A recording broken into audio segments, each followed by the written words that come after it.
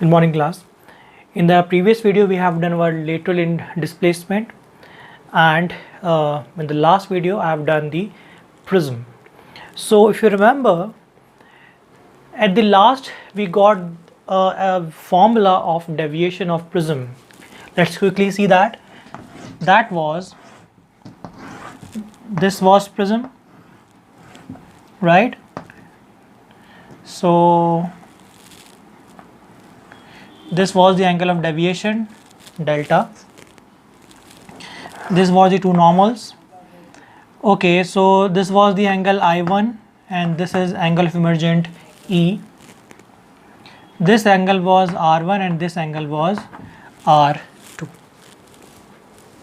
What was the formula of angle of deviation? At the last we got the angle of deviation was delta equals to I plus E minus A, right? And what was the value of A? A was nothing but R1 plus R2. These are two results we have get at the end. So from this relation we can find the factors on which this deviation depends. So angle of deviation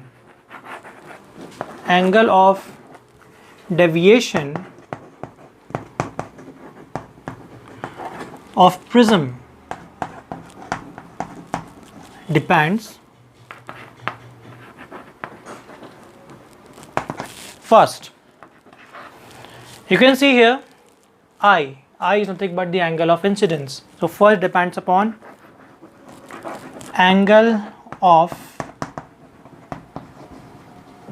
incidence, right? Second, A was angle of prism, angle of prism. Now you will say, so why you are not taken the E, angle of emergent? Now angle of emergence, how much the deviation will occur at the this section of the prism will depend upon the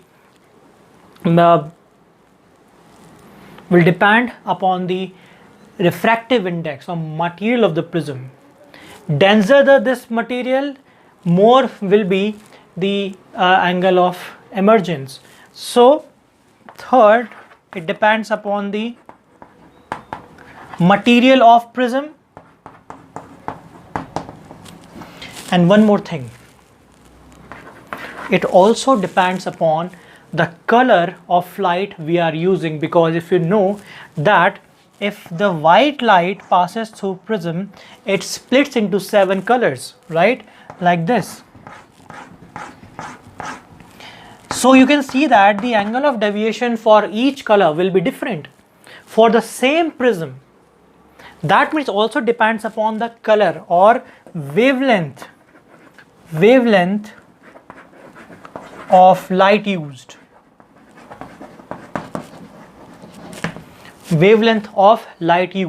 So these are the factors on which the angle of deviation of prism depends. It's very, very important. This question comes in the exam oftenly, that write down the factors affecting the deviation of prism. Okay. There is a one condition in which the light suffers the minimum deviation. So let's see what is it.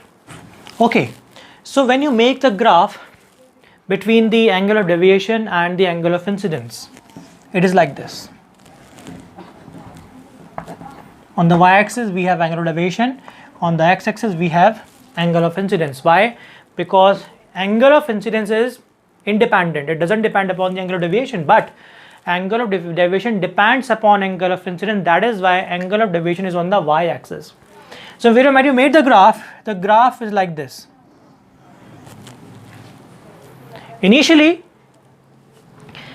when the angle of incidence increases, you can see here from the graph, the value of angle of deviation decreases and it reaches to the minimum value.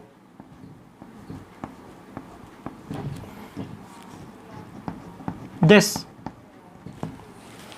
Once it reaches at the minimum value, After that, if we increase the value of incidence, angle of incidence, then you can see from the graph the angle of deviation also increases almost linearly. It is not actually linearly, but almost linearly, because you can see we have a curve here.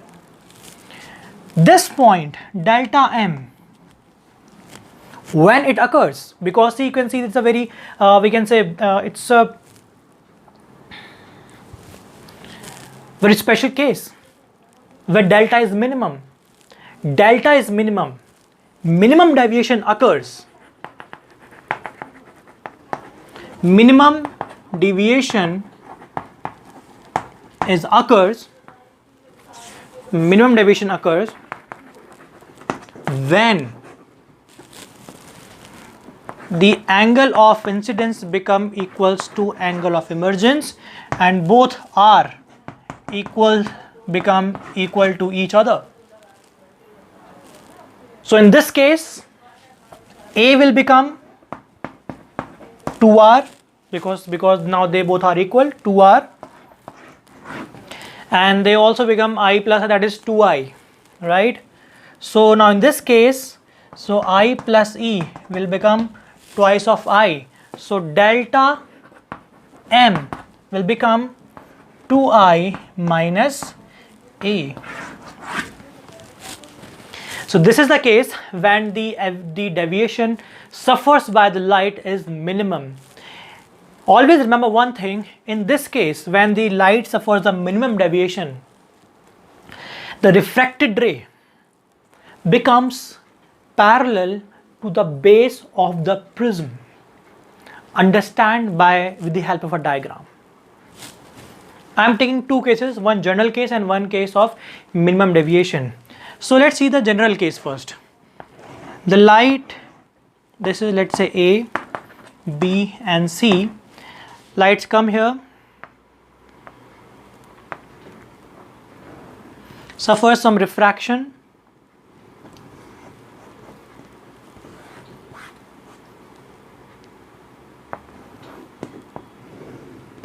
and it goes like this. You can see that this is A, this is B, C, D. AB is incident ray, BC is the reflected ray. BC, the refracted ray, is not parallel with the base BC, right? BC, that means refracted ray, in this case refracted ray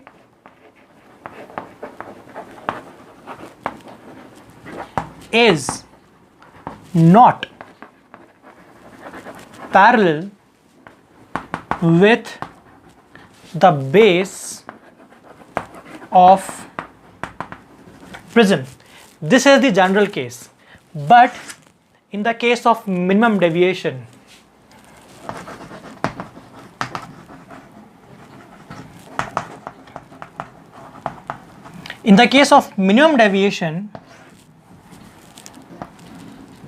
light suffers refraction like this: A, B, C, D. This is let's say this is PQRS. This is P, Q, R and S. This is A, B, C. Now in the diagram you can see that the QR is refracted ray, and refracted ray is just parallel to the base. So here QR is parallel to the base BC. So if in any diagram, in any numerical, if you see that the QR, which is the refracted ray, is parallel to the BC, it means that this is the case of minimum deviation. And in minimum deviation, always I told you that I is equals to E and R1 is equals to R2, hence A become twice of R. So the result will be very useful when you solve the numerical based on Prism. So this is the last topic in Prism. Before going to the next part of this chapter, let's see some numerical examples of the Prism. So the first example says a ray of light is incident at an angle 60 degree on one surface of 30 degree prism. So clearly it states in the question that this is nothing but the angle of incidence, which is 60 degree, and one surface of 30-degree prism, that means A is 30 degree. The emergent ray from the prism makes an angle 30 degree with the incident ray. Now I will make you understand what is 30 degree here with the help of diagram. What we have to find? Find the angle of emergence, that was E, and refractive index of prism. Okay, so let's quickly revise the diagram refraction of prism. The diagram was such like that.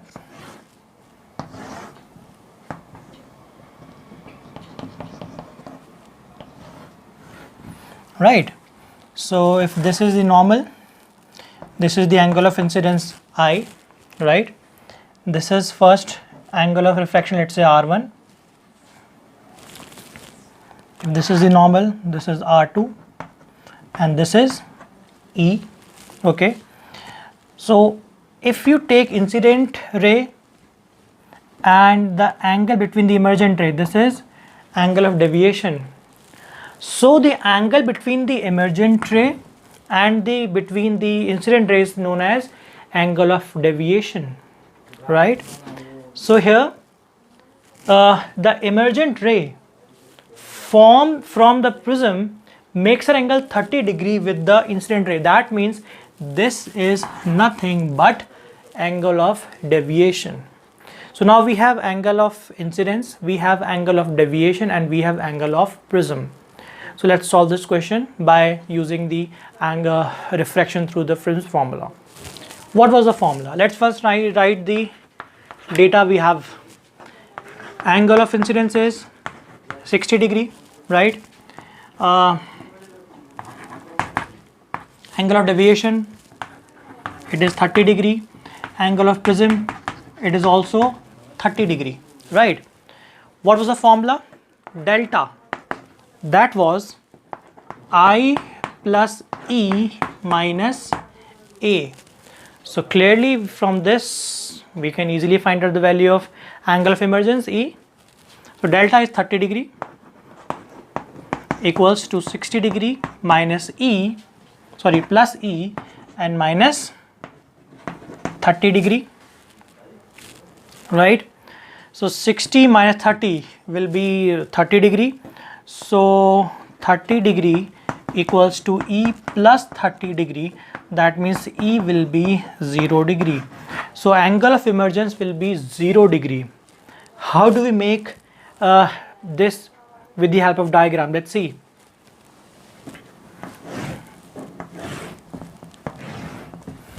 This is ABC. See, angle is always measured with respect to the normal, right? If this is the principal section, this is the AC surface, now it so shows that the E is 0 degree. That means if we make a normal here, right, normal makes angle 90 degree with the plane AC. Now in order to have E equals to 0 degree, it means the emergent ray must be along with the normal. So it will go like this. Okay, so let's complete this diagram. Okay, so let's complete this diagram. The light will coming like this. This is normal, N dash, right? If we take this is incident ray. If we take incident ray, this. Okay, so the angle between the incident ray and this emergent ray, this is P, Q, R, S, is nothing but delta. We have the value of delta here. This is the value of I. Can we find the value of this R? Right?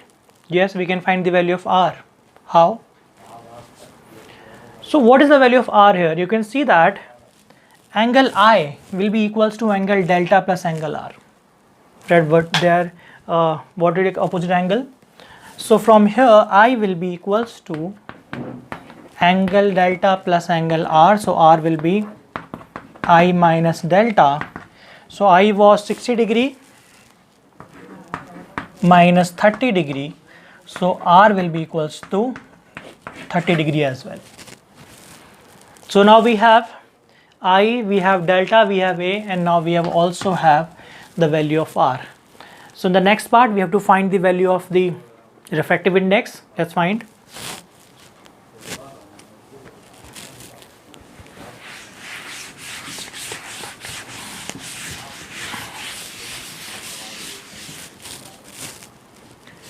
So we know that mu is nothing but sine I upon sine R. This is from the Snell's law. So mu equals to sine I. What was I? I was 60 degree. That is sine 60 degree upon R was 30 degree. Let's find, put the values. Sine 60 is root 3 by 2. It is root 3 by 2. And sine 30 is 1 by 2. 1 by 2. So when you solve it, what you'll get? You'll get mu equals to under root 3, which is equals to 1.732. So this is how we can calculate the value of refractive index of the prism. Let's solve one more numerical from your book.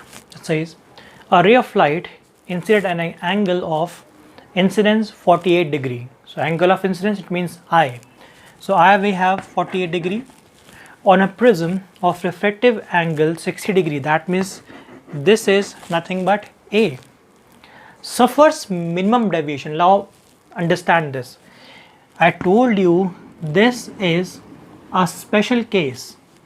Minimum deviation. What will happen in the minimum deviation?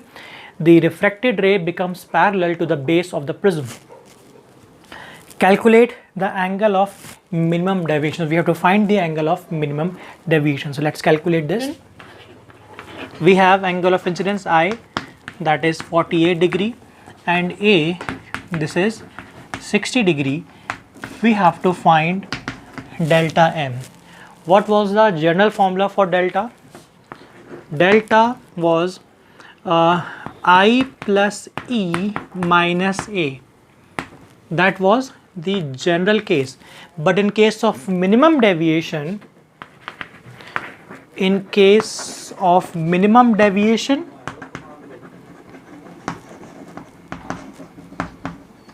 minimum deviation I become equals to E, right? So this formula will become delta M equals to twice of I minus A. Now it's quite simple to solve this. I is 48 degree, so 2 into 48 degree minus 60 degree. This will be 96 degree minus 60 degree. So we'll get delta M equals to 36 degree. So we only have two numericals in this part. So one I have done, second you will do by yourself. There are some we can say ray diagram question on this chapter. Try to do them. In that question we have to find the angle of refraction or the angle of emergent with the help of a given diagram. So try to do that questions. In the next video I will cover the application of refractive index, right? Like what are the basically effect of refraction, not refractive index, the refraction. It is the apparent depth or real depth, and why the stick appear bend when it's seen from the air, right? So these are some application of refraction. We'll cover in the next video. Till then, thank you so much, class.